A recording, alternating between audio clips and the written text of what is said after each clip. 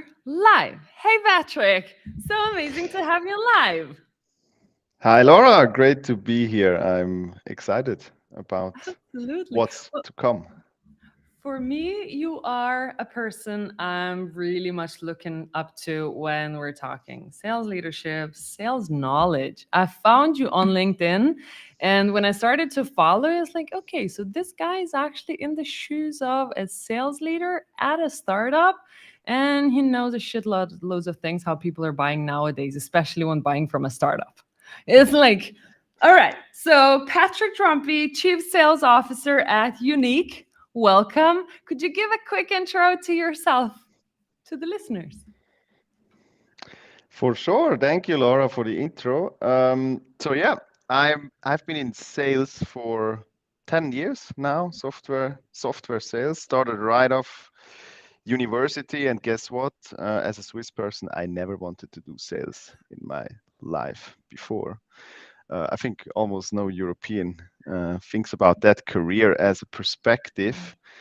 Got in while I was studying, actually. I sold insurances and financial products to private clients. That's how I kind of, went into sales without knowing that it actually happened. Because it was quite a strange company. You know, it's we arrived first time. I got hired way too quickly. I was like, huh? No CV and nothing. So just thought, okay, that's a bit weird. Then I went there. We had 2 hours of lessons about financial products, and then we had this list, and they said, okay, write down all the people you know with the phone number. Um, and I was like, whoa, what? Why? So we did that, and after that, they said, okay, now call them, book meetings. So we had to call them and book meetings. That's how that was luckily not cold calling. Huh? We had not, I mean, a little bit of training, but because it was people I knew, Yeah. I trained basically on the job with people I knew. That's how I got into sales, and never quit. It was a fun ride since then. Worked in a few Swiss tech scale-ups in Germany, UK, US, usually from below 1 million to around 10, a bit above 10 million ARR. And that's what that has been my sweet spot so far. It's a lot of fun, but also very tough at times, as you probably know as well. Yeah, I do. And especially that part, the tough part we're going to talk about, like how do you set up the processes? How do you start selling in the smaller team? Because nothing is set. It's like my story is a little bit different because I was working at larger enterprises where they say, oh, so this is the playbook. So these are the companies you're working with. And here's the list. And if you find some extra ones, oh, that's nice. This is upsell. But the rest is renewals. Okay. So it's a total different story where you are because well you have to define like more or less pave the road of your writing and the company is relying on you to do that so that's not easy. That's true. All right, so now you are at Unique, and when did you join the company and at what stage and what were the processes that you were walking through within sales? I joined exactly 2 years ago. Company was 2 months old. Was founded June 2021. We were, I don't know, 10 people, maybe a bit less. All engineers, one salesperson back then. Had zero clients. Product was not released yet. Now you're thinking, wow, and it's true. Joining as a sales leader without a released product is it's actually it's kind of quite same as founding, Yeah. right? It's a bit Yeah. similar, but the guys started already quite before, and I didn't bother much about that. I, I so it does help that you know how a enterprise sales process or buying process looks like. Not just enterprise, also mid market or SME, how it looks like. Because the first time when I joined 10 years ago, there was Starmind. I joined as a sales rep, and nobody told me, Patrick, first meeting. is a discovery call. So you can, you ask these questions, and then you try to book a next meeting, and then do a demo or whatever. I had no idea, so I went into the meetings. Usually it was physical meetings. We had a PowerPoint printed out, put it on the table, and No. then showed stuff like this. Yeah, we no computer. We had a PowerPoint printed out. That's how I did sales the first 1.5 years, Uh-huh. even though we sold the software. Um, yeah, and I had no clue. I did that for 1.5 or 2 years, and I think we lost so much. I mean, yeah, I don't want to know how many potential clients I lost in that time, because the way I did it was not effective. Yeah. So it didn't help, right? We didn't have, but back then there was just no one in Switzerland really who could tell you how, and because there weren't many software companies out of that Yeah. country, and it was a new emerging market and so on.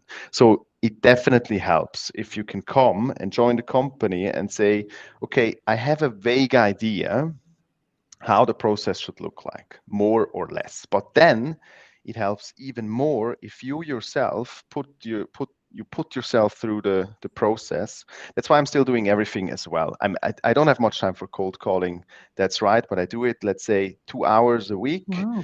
just to know which pain points are still resonating a lot. Right. So go through the process yourself, and then you have to adjust certain things. You have to see what are patterns in the process that you can potentially build into the sales process, not making it too rigid, Hmm. but also having a guideline for salespeople. Because usually it was like that. I had a discovery call, then a demo, and most salespeople after the demo, they don't know what to do. They're like, client, now they showed everything, right? They probably they showed everything. That's most of the time the case. And then they're like, okay, what do I suggest now? Huh? What's the next meeting going to be? Is it another discovery? Is it a demo? Do I have to invite more people? That's usually a situation Yeah. I had very often. So I Yeah. knew I need to have a guideline after that as well for my team, that they know, okay, I suggest a workshop, or I suggest an ROI meeting or something like this. So it it helps the people to know, to prepare well for the calls, and then suggest it in the demo before, even at the beginning, right? Yeah. An abstract, hey, today is about, we discussed about some pain points of yours. Today we look at the solution, and if you think the solution is viable for the pain, then let's think about organizing a workshop to dive deeper. Is that No. okay with you? And if they give you a yes, then you're up. But people need to know that. Yeah, and workshop thing was also one of the things where I reached out to you several months ago, where we discussed like this is the next step that a lot of companies definitely say yes to, because if they're going to invest a lot of money into something, well, it better works, and a lot of people have to be involved in like adapting it, using it, and so on. So we are going to unpack that 100%. But before we do that, there were some people saying hi to us that are listening to us live right now. So if you have any questions to Patrick or just want to say how cool he is, you can do that. But most of them, we would love to have questions so we could follow your interest as well about B2B sales. All righty? Good. Welcome, everybody. Nice that you're here. Yeah. Okay. So now you mentioned a little bit how you started at Unique and how you were selling with the PowerPoints. And then walk me through how did you figure out the changes themselves that you came to where you are right now? Because, well, it's all changing and it will be better next month again.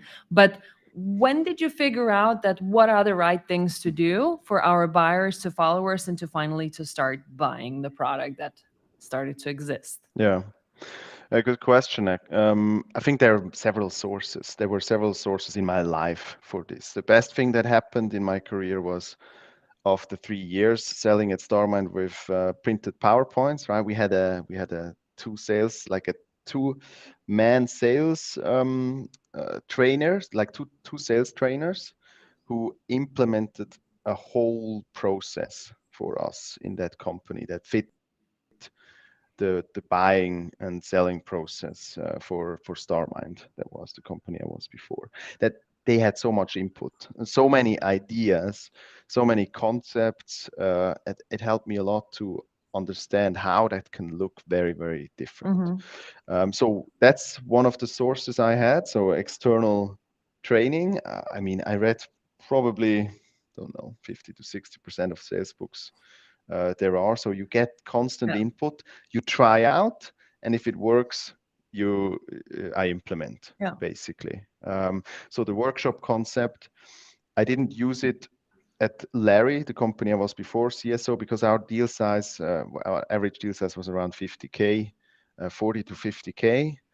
Didn't need it for this, Mm. but when we moved at Unique from the SME process to the enterprise process, I implemented it again. And I only had it because we already used it at Starmine. I would not have had the idea myself. No way. And probably not. I'm not the most creative guy and coming up with ideas all the time. But yeah, a lot of input Yeah. from other people, mentors. I'm talking to a lot of friends who are in the same situation as I am in Switzerland. Lars Mangelsdorf, the CCO from Yokoi, who grew it from 0 to 300 people, is one guy. I mean, I learn a Yeah. lot when I talk to these people. I think it's important to have these kind of mentors and people. Throughout that process, which of the sales methodologies stuck with you that you think are worth adopting or at least looking into for B2B SaaS? B2B SaaS, you mean general B2B SaaS or enterprise specific or To a start with, it's more general from your more experience, general? what you tried out and what went. And then we're going to dig more deep into the SME versus enterprise differences. Yeah. Okay. One thing that I find important, obviously discovery calls, right? But that's too broad. But what's Hmm. important in discovery calls, what I often experience in the first 5 years is, uh, you teach people to ask questions, and yes, they're curious, but then they ask something like, okay, what's your challenge, or something like at the beginning of the meeting. That's a viable question, right? It's always the best question to ask. Why are you here? And then most of the people say just shopping, or hey, you sent me a cold email, hey, that's why I'm here, didn't think about it anything, and then directly jump potentially into the product, or they have a way too open discussion. Uh-huh. So when I ask what are your challenges, the person, I sell sales tech, and the person tells me, okay, I'm hiring the next best salesperson is my biggest challenge, and I'm selling a sales tech that has nothing to do with hiring. So they talked 5 minutes about something that is really not anything that I would want to talk about. So what I suggest is at the beginning, yes, discovery call, but come up with three of the biggest challenges in that industry. So when I'm talking to a bank, I have like the three biggest challenges that we have with other banks and we solve with other banks. I show these, and then I ask which one is the most important one for you at the moment. Hmm. And then I dive into that. So don't have a too open conversation. Too open is time waste for everybody. You can still ask at some point, or you have to ask, is this strategically important? But most of the time, strategic stuff you can look up on the website. It's right there, and you can kind of connect it to something that is strategically important.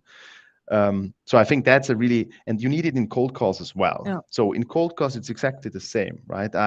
I call them, and I say, look, I'm talking to a lot of sales leaders who tell me they have exactly these two challenges. First one, the reps, after every single interaction with their customers, they have to take a note in the CRM, what they talked about, what they recommended. And that's with most of the banks, regulatory requirement as well. So it takes them 20 minutes to do.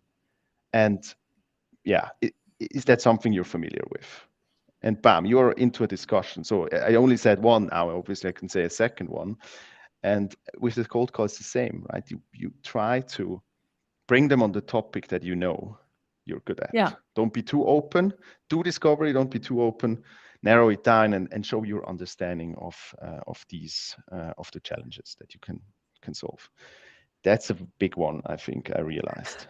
It's absolutely massive. And And it comes with experience as well. So the more you dig into those calls and figure out, okay, this was an awkward conversation because we spoke so broad stuff that I cannot use for anything to move this further. Yeah. So now look at the product. It's like, I did thousands of times yeah, myself, honestly.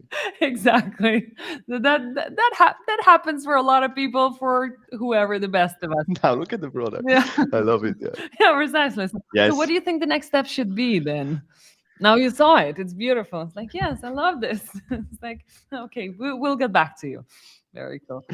Yes. Okay, so there's one question that I will pop up right now before we dig into a little bit of the differences between SMEs and enterprises as well. So it's still back to the methodologies, and you do speak about MEDIC and MEDPIC. So, hey, Patrick, how efficient, in your opinion, is the MEDIC qualification of opportunities and discoveries? Yeah, so not sure what's meant by efficient, but I do think, I mean, I'm a strong believer in it's good to have some kind of methodology in your head that you constantly think about when before talking to a client, when like you look at the opportunity and you're like, what else can I do with this opportunity? So in the back of your mind, you need a concept that helps you to direct your thoughts. Okay, metric. Do I have a business case with that client? I mean, identify pain and metric is the same. I it doesn't have to be medic. Obviously, you have to adjust or you can adjust it to your buying process. I did write a quite an article about medic and Yeah. spin and bond and so on. And my learning was out of learning and reading everything about these methodologies is there's a lot of that there are some common topics in these. And when you look at the four most important ones, I mean, the first one is obvious, right? The pain, challenge, metric, business case, something, there needs to be something that is worth talking about for the client. That builds the urgency, compelling event, you can use biased methodology, problem impact and compelling event. That together is, for me, that can be one thing, but you have to understand the problem and the impact of the problem. And you have to, in the enterprise, and that's the difference in enterprise and SME. In enterprise, you have to quantify it. If you sell 20K deals, you don't have to have a quantifiable business case. The lower the deals go, the more emotions decide.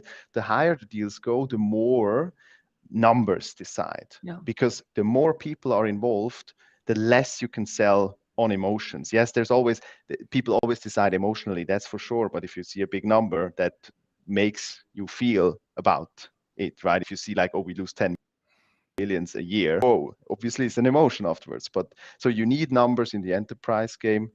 In the SME game, you don't necessarily need big business cases. I mean, I didn't buy Salesforce or all these tools because we had a business case. So that's one thing. There's always some kind of pain. Then you know, okay, people is important. Who is involved? Like economic buyer, champion, these kind of personas that are in there. So you need to understand something about this. So you have in the back of your mind, you can always think, okay, do I know the economic buyer? Do I know the champion? Do I have a champion? What does make a good champion? Selfish interest, access to economic buyer. Do they help me really, and do they only push myself?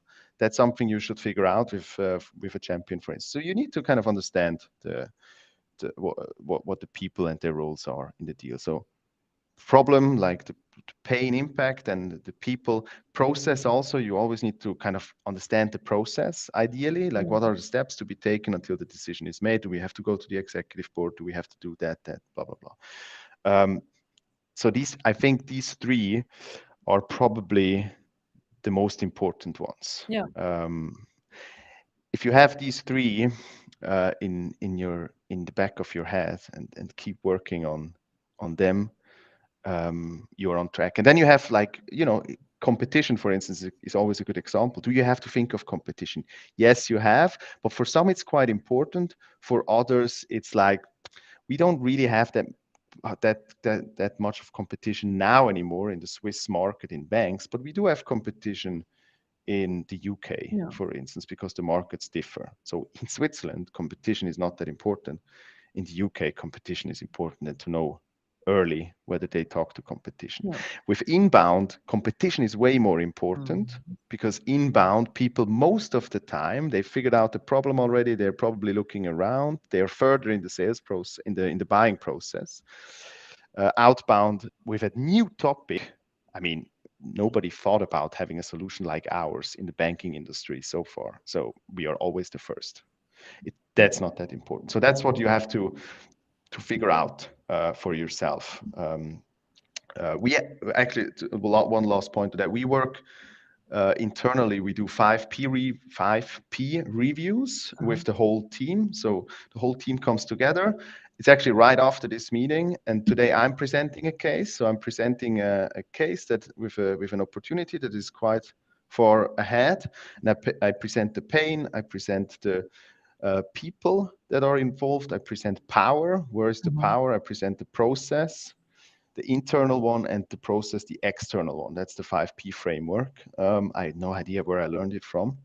And it's quite cool. As a team, I suggest that you do these reviews like this. So people present something and everybody's in there and everybody says, hey, have you thought of that, Patrick? Have you asked this question? Have you done this? And usually you're like, oh no, I haven't. And then you get out with quite some tasks that you need to do. And that's quite helpful as a team. Absolutely love that. To unpack this one, we sat down the other day with our CEO as well to things like, oh, we need to refine our playbook. How do we need to do things and so on. And what we like came up with in message for everybody. We're not, it doesn't really matter which framework you're using as long as you're using one. So is it medpic, is it spin? It's more or less potato. It goes around the same thing, but as long as you figure out those 5 P's that you're talking about, it's still the same. It's just like you would have to know which questions to ask at each and to uncover each and every P in the process as well. And I That's love right. the Yeah. idea of peer meetings together because, well, you're a sales leader and you're still working on deals, but you're more or less a lonely mind who brings in other people into meetings, but you're the only one strategizing around the deal while you're alone. But if you bring it to a meeting with other people, no matter the seniority of the salespeople, they have different ideas, or either they can learn from the process that you're doing, or they can come up with different ideas that you haven't thought of, or something to uncover. I love that. We do that a lot at Dream Data as well. Yes. Yeah. No, that's the, I agree. So the framework, you do have to understand where it's coming from, that's for sure, so that you can adopt it. I mean, using Medic for an SME motion, no, I don't think that's useful. Spin more so, because Spin is quite focused on one meeting, where you, in one meeting, you try to go through the whole Spin methodology. So it doesn't really help you qualify throughout the process. It's one meeting usually. The way I learned it, Band is a famous one coming up all the time, right? I Band love is that one. has been invented by IBM in the 50s or 60s, or no idea when exactly, and it was to filter out bad inbound Yeah. leads. And you can't use Bond very well if you outbound and then go in the first meeting and you're like, okay, I mean, do you have budget? You You reached have out to me authority. cold. How? For what? Exactly. No, Tom Boston That is doesn't really work. good at those jokes on LinkedIn. I Yeah, love that a lot. true. Yes, true, true. Let's uncover the SME and enterprise world. So now you're mentioning that there are some methodologies that definitely don't work for enterprises. So since you moved away from selling to SMEs now to enterprises, what did you choose to remove out of your processes, what you were used to use, and what did you add in? I mean, mostly we were adding stuff because it's getting longer and more tedious. As I said, the business case, definitely. Like having, before we had usually an ROI or a meeting where we deep dived into the use cases a bit more. That was one meeting, 1 hour with the champion and ideally the economic buyer. Moved that out, and we moved in the workshop, which usually takes like 3 hours. And Mhm. we have I mean, 2 days ago, we had one with one of the biggest Swiss banks. There were like 13 people in the meeting, 3 hours.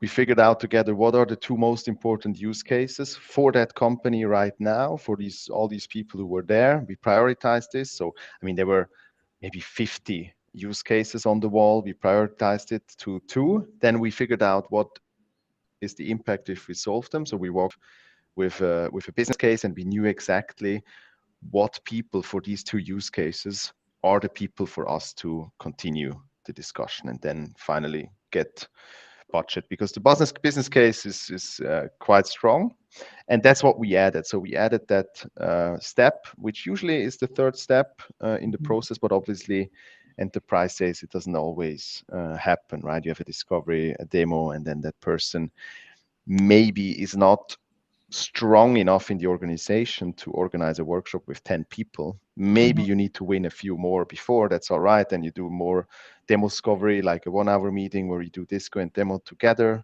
in one meeting. And to win and until you have a workshop. Some companies, sometimes it happens, they say, look, data protection wise, that's too critical. I need to ask somebody from data protection Yeah. first before we can even move on. So you have this, then you have the workshop, and then we have a decision, not it's a decision meeting or a proposal meeting where we invite the economic buyer with the results of the workshop, the business case, and the concrete pricing for the two use cases. So they know exactly, okay, now I have to pay this, I get this in the first year, this is the timeline.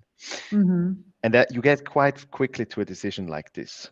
Obviously, afterwards, okay, the executive board member likely needs to also present it into the executive board, because you prepared everything, because you have the business case, you have exactly what you want to do, you showed this how the solution looks like exactly for their case. It's quite simple. They just take your slide deck and sell it in the executive board, because that you won't manage to get in there, right? I tried thousands of times, didn't work. I asked thousands of times, hey, can I come as well? Most of the time, no way. Sometimes you get a 10-minute. I did get a 10-minute slot sometimes, but very, very rare. So, and then, in our case, what then starts is the data protection Yeah. security, because we are recording real client conversations from Swiss banks. I mean, Swiss banks are the bank secrecy law and so on. So there's really, really, I mean, because of the history of Switzerland, it's the most critical Yeah. data, I guess, even not in the world. I mean, the CIA probably has more critical data, or the police, or I don't know, but it's quite tedious to get through Yeah. the paper and data protection security. So that's added as well afterwards. Business case, and this most important aspect is business case. In this one, I already said SME, it was not a critical point, but now no business case, no deal. Yeah. Very interesting. And how long is the customer journey for your enterprise clients right now? We have so actually to get to a verbal decision, like to get to a yes, it's usually 3 to 4 months, Hmm. and then starts the security process. And we really had security process up to 7 months. Oh, So you talk to data protection, you talk to security, you talk to architecture, then you find out, okay, do we do a multi-tenant, do we do a sim, whatever, like technical stuff. You reframe the pricing because they want a higher security level, which hmm. you didn't think, and so on. So it's very, I mean, it's long. Especially the second part. We need to find ways how to shorten Yeah. this. It's probably also because at first we didn't have 10 banks who already work with us. It's getting more now because we have the most data critical banks Nice. in our portfolio, which is really, really good. 2 days ago, when I was at that other bank, I mentioned that this other bank is a client, and then the CIO said, okay, I mean, if they are your clients, it's not going to be an issue with us. Don't worry. Nice. So Oh, that's no. nice, but it's not like this at the beginning. At the beginning, it No. was a lot of work for our data security team, and it was crazy. Yeah, but I think we get it shorter and shorter. But it is still like 9 months, around Yeah. 9 months. Yeah.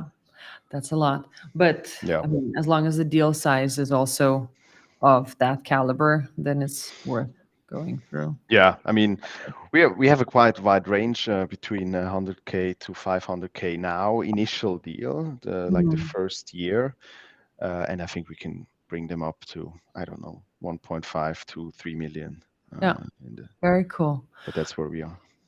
For the listeners out there, if you've got any questions to Patrick, just kick them in here. We're going to uncover them. I have a fun question for you, Patrick, and you'll have to tell us why. So, what would you choose? 5 inbound leads or 5 outbound leads to work on? Personally, Mhm. or my team?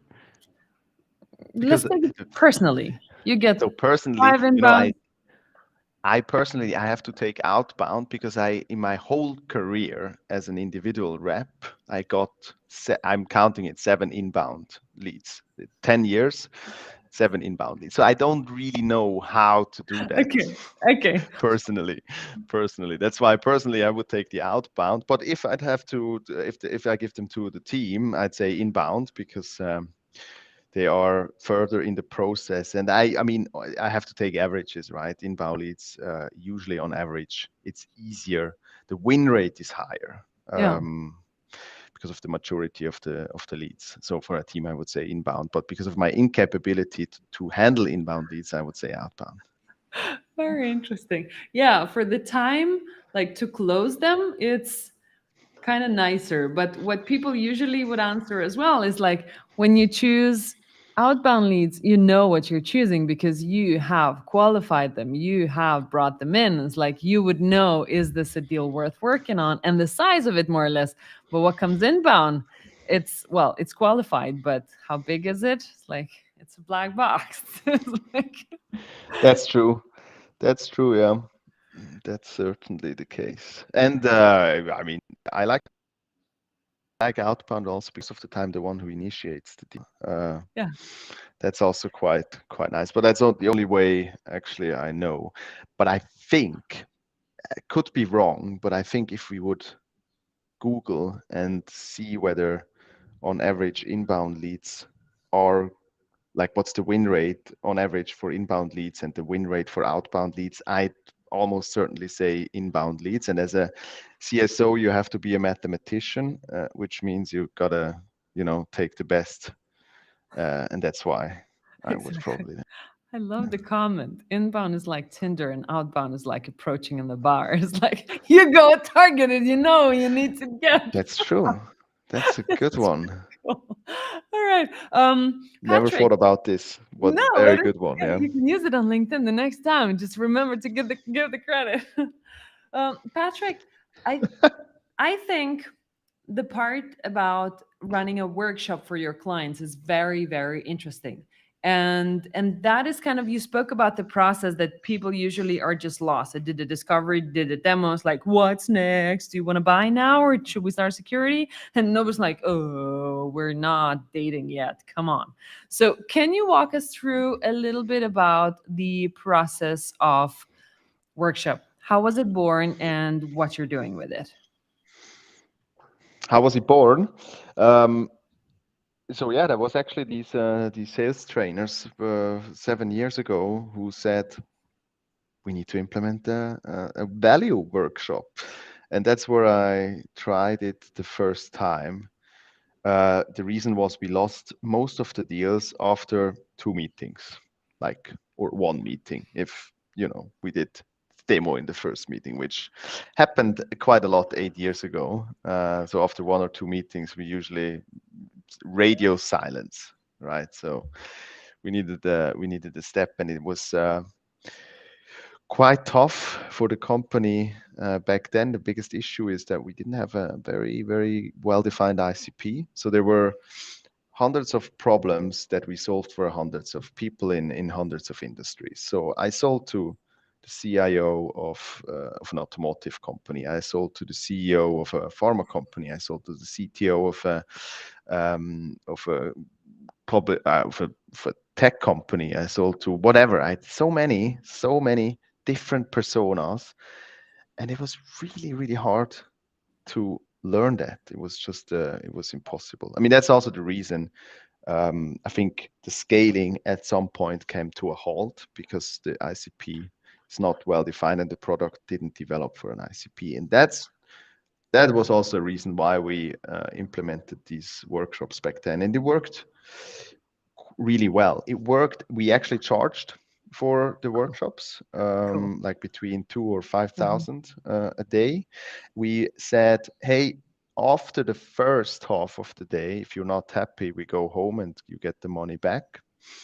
And we try to cover the whole thing, like the value, but then also data protection, security, and so on. Everything on one day. Um, Potentially go back to this at some point, but I put it in a smaller version of this. I put in just the value part. Hmm. So the first part of the agenda, I mean, after the introduction, the second agenda point is demo, and demo the parts from the discovery Hmm. that are important, right? You show the best feature first, and then in the workshop, that's quite cool for most salespeople, I'm sure. You can it's a time where you can actually demo many features, also those that you're not exactly sure whether they are valuable, but you can demo a bit more because afterwards you let people write on pieces of paper what use cases they think Hmm. are most valuable for their company. So they do that for 15 minutes, and then everybody is going to the front and explains, okay, I choose this use case because of that. Then you ask questions, and after 1 hour, you have a wall full of use cases. You have to group them. After you group them in a 10-minute break, you give 3 little dots to everybody who participates, and they take those little dots and put it on the use case they think is the best from the ones Yeah. who are which are on the white on the wall.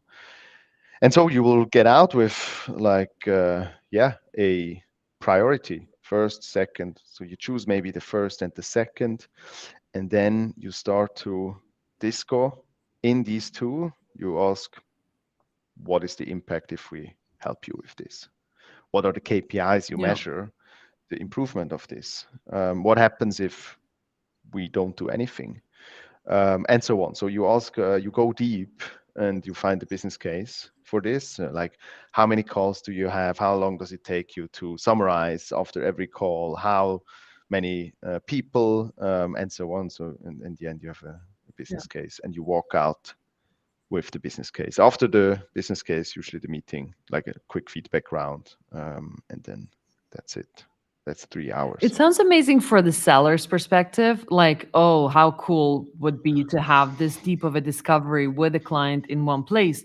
But how do you manage to agree with a client that this is something valuable for you and even get them to pay for it, even though they can get the money back and stuff, but they're committing their time, their money, they're helping you to sell to them. So what happens in the process that they are so committed to go here?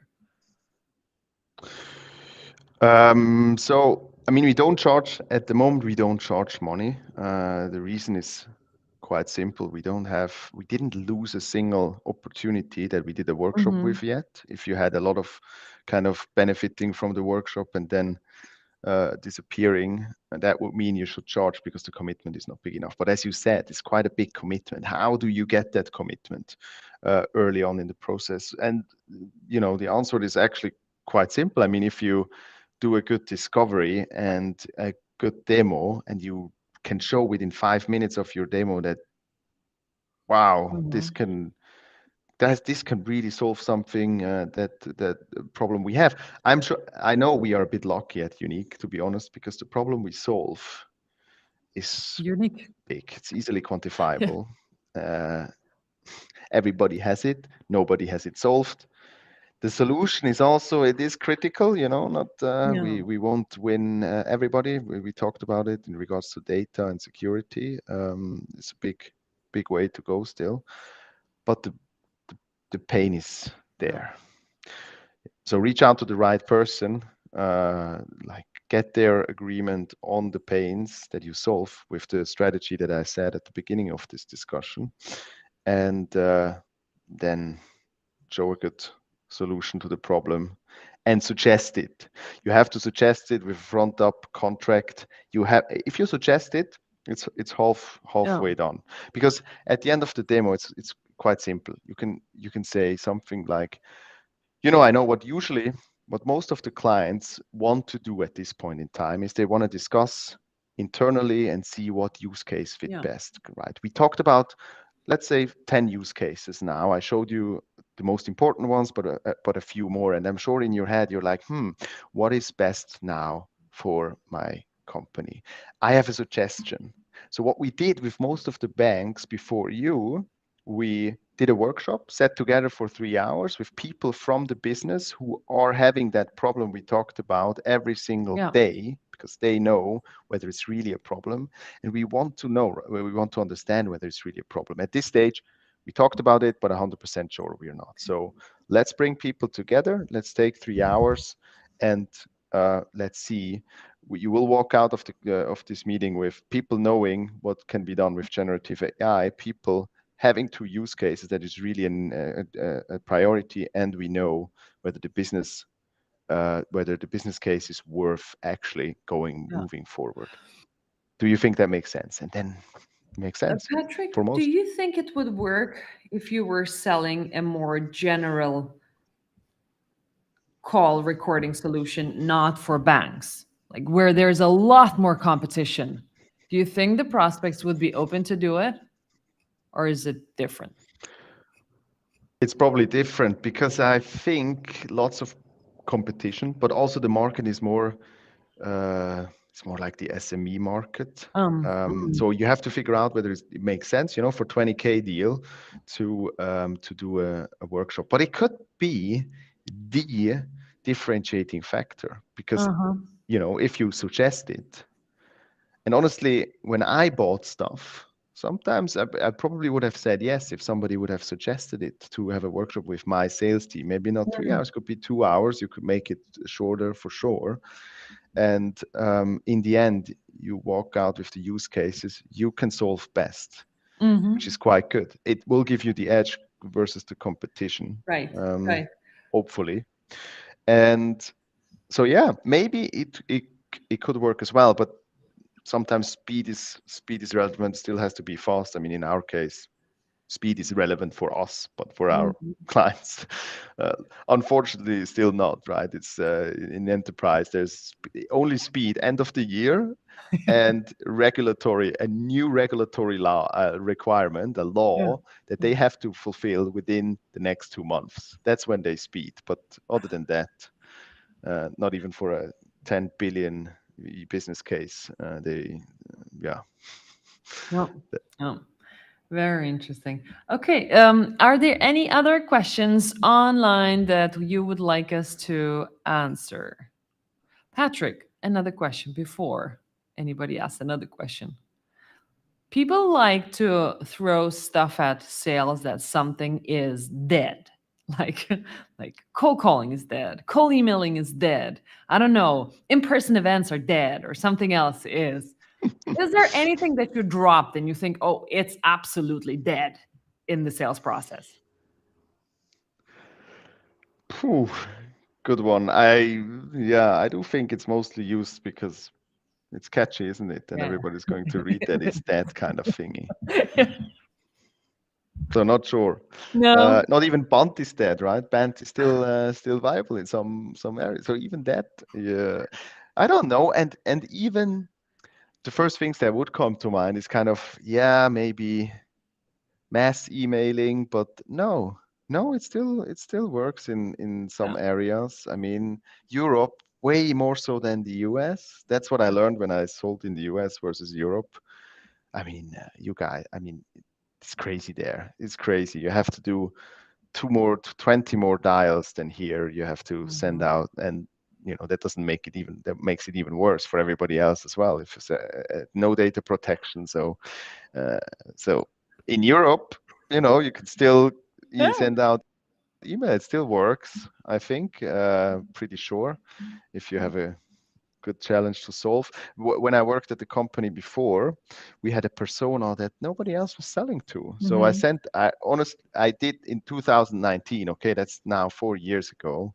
Okay, you could argue maybe it's not the same again here now, but I sent out a generic email to 122 people, and I booked a meeting with 20.2% or something, like with From an email? 23, No. 41 people or something like this. So it's still possible. Oh, Was, well, lucky persona. I don't think it works with sales leaders from tech companies because they are quite, but you find somebody. I don't know if something is dead. I don't think. no, no. Yeah, I think you can make everything work for yourself. You can send a letter, you can send a gift, you can send outbound, and physical is not that, for sure not. Yeah.